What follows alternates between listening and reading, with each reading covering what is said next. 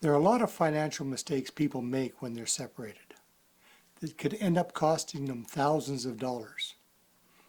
Here in this video, I'm going to share the 6 things you need to do in regards to your finances to help you financially survive your marriage separation. Hi, my name is John McKenzie and welcome to Kingdom Principles. On this channel, we'll discuss all things in regards to marriage separation. Whether you're just going into it or already separated and trying to save your marriage, or just finalizing your divorce, this channel is for you. Your source of information on surviving marriage separation. Because before you even get to the divorce part, you have to survive your separation. So if you stick around to the end of the video, I'll even show you a 7th one that'll end up costing you a lot of money if you don't do it or don't do it properly. Hit the like and subscribe button if you're getting value from this. And click on the link to get our free report on the 7 things not to do when going through a marriage separation that could cost you thousands of dollars extra. Getting your finances in order during a marriage separation is one of the most important things you can do for your and your kids' future. Now let's get into the video. Number 1, the collection phase. The collection phase. The collection phase is one of your most important bases for getting your finances on track. It's the collecting of all your financial records into one spot, all your bills and information, debts, assets, mortgages, stocks, bonds, 401ks, stuff like your passport, your tax receipts, tax returns, basically anything and everything in regards to you and your finances or your bills. You need to get this all into one spot. Now this includes going to the bank and getting a copy of all your bank account statements, your credit cards, your information on anything that's automatically paid through your bank, your mortgages, vehicle loans, anything like that. Also, take time to check your safety deposit box. Number 2, starting with the basics. Starting with the basics. Now, everything that you've gathered together now, get it into one pile. Now, you're going to take time to separate it all out and get together all your bills, monthly and yearly bills, and bring them into one pile.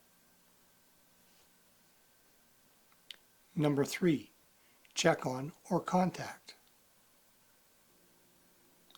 Now check on or contact or find out exactly what's going on at this moment with each of those bills and make sure that there's no outstanding payments needed, especially ones you don't know about. Make sure that includes all your property tax, utility bills like water, sewer, and garbage, your mortgages, your vehicle payments, phone, internet, etc. Number 4, who gets what bills? Now we get to the bills. What bills need to be put in your name? What bills need to be put in your spouse's name? How it's going to be split up? And who's going to pay for what? Number 5, name changes. Now comes the work. You're going to need to work on getting the name changes done on all your bills.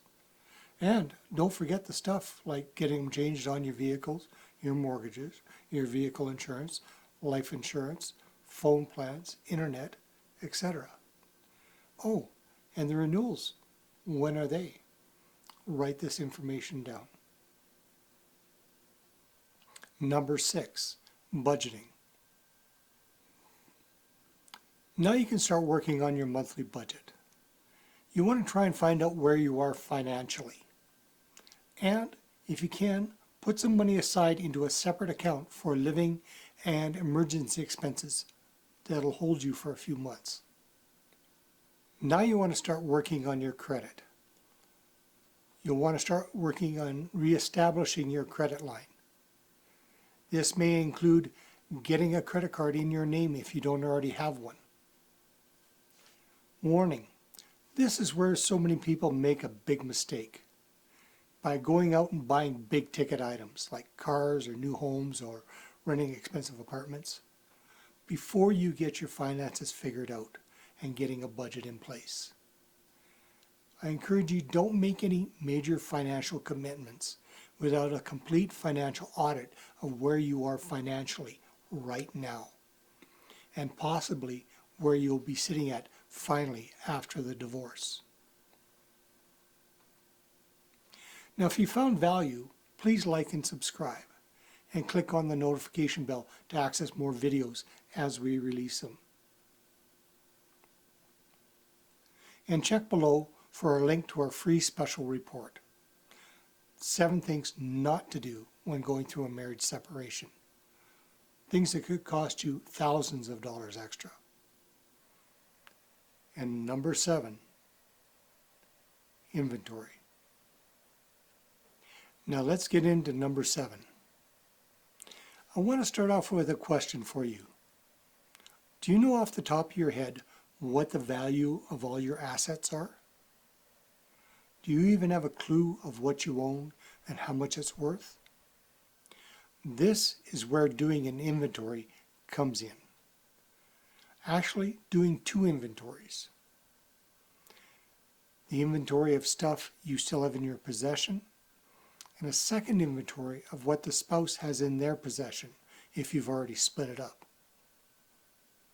Now, this doesn't just mean all the stuff in the house. This means all your assets.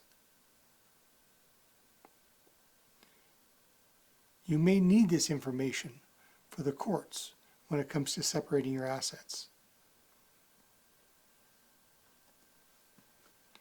At minimum, you'll need a list of everything you have so you can figure out who gets what when you're separating all of your assets out, as well as know the value for those items so you can use it to divide the assets equally.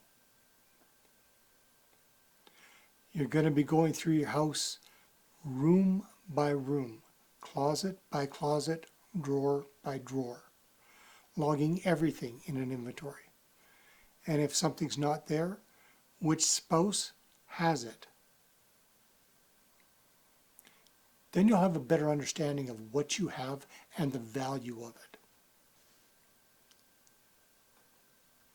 Having all this information when you and your spouse are talking about the division of your assets will make things a lot easier on figuring out who gets what. Now, if you've got value from this, please hit the like and subscribe button and click on the notification bell. Oh, and don't forget, click on the link below to get our free report on the 7 things not to do when going through a marriage separation that could cost you extra money.